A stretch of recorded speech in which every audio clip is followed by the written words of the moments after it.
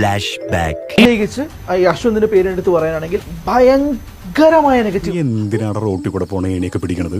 വെറുതെ നാട്ടുകാരുടെ മുമ്പ് നാണം കെടാൻ. ആ നെഗറ്റീവ് എന്ന് പറയുന്ന ക്രിറ്റിസിസം അല്ല. It got to a point where there was abuse.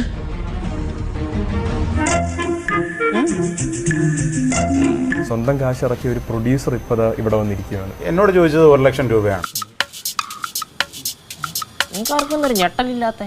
അയ്യോ ഞെട്ടാൻ വിട്ടുപോയി. കുളിച്ച് മിടുക്കനായിട്ട് നിൽക്കുക, പണി ഞാൻ തരുന്നുള്ളൂ. വരാം.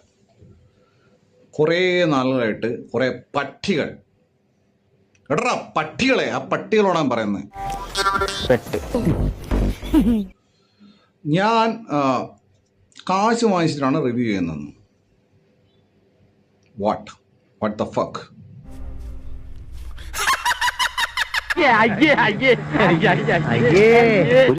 എങ്ങനെയാണ് കാശ് വാങ്ങിക്കുക? നീയും നിന്റെ തന്തമാരെല്ലാവരും കൂടെ ഒരു ചാക്കിൽ കെട്ടിയിട്ട് എനിക്ക് കാശ് പിന്നെ എൻ്റെ ഫ്ലാറ്റിൻ്റെ ഫ്രണ്ടിൽ സെക്യൂരിറ്റിന് എടുത്ത് കൊടുക്കണോ?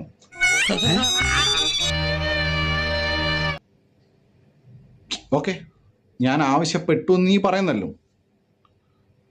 എടാ ഒരു പറയുമ്പോൾ ഒരു മിനിമം മര്യാദ വേണം. എന്നെ നാണം കെടുത്ത് 1 ലക്ഷം ഉലുവയോ ഈ ഭൂമിക്ക് ആവശ്യമില്ലാത്തൊരു എനിക്കിഷ്ടപ്പെട്ടു, എനിക്കിത് വളരെ ഇഷ്ടപ്പെട്ടു.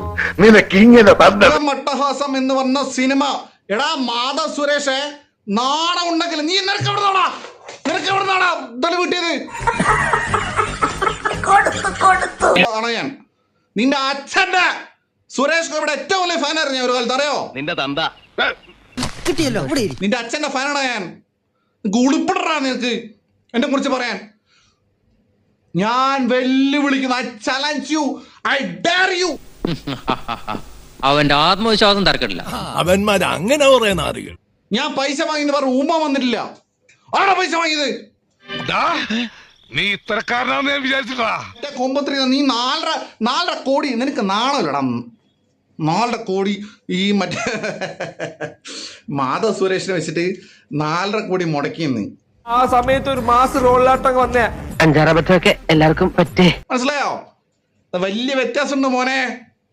എടാ മാധവേ പട്ടി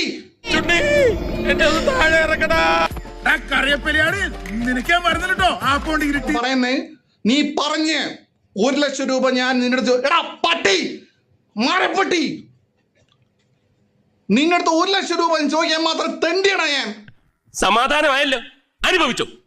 ആരും പൈസ വാങ്ങിക്കുന്നില്ല, എല്ലാവരും അവരോട് പണിയെടുക്കുന്നു. എടാ കഴിവില്ലെങ്കിൽ പോയി സ്വയം കുനിഞ്ഞിരുന്നു ഊമ്പ.